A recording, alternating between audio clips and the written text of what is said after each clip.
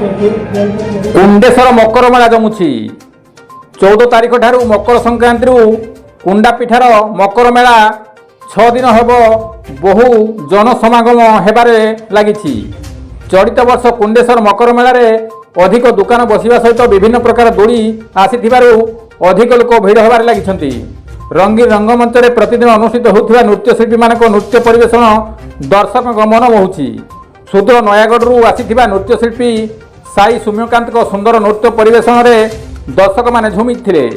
प्रतिदिन संध्यारे नृत्य परिवेषण करी कुनी प्रतिभा को अमरजीत सेवा ट्रस्ट तरफ पुरस्कृत कराउछि। ए अंचल किसी प्रतिभावान व्यक्ति को अतिथि मान द्वारा ट्रस्ट तरफ सम्मानित कराई।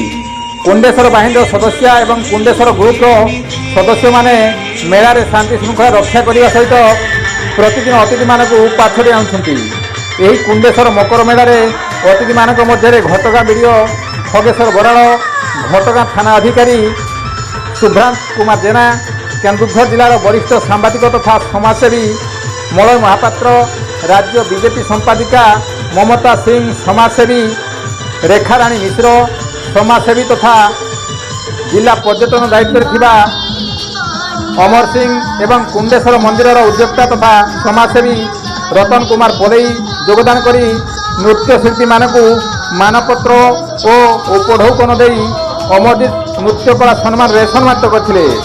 गोविंद राउत का रिपोर्ट, केडी न्यूज।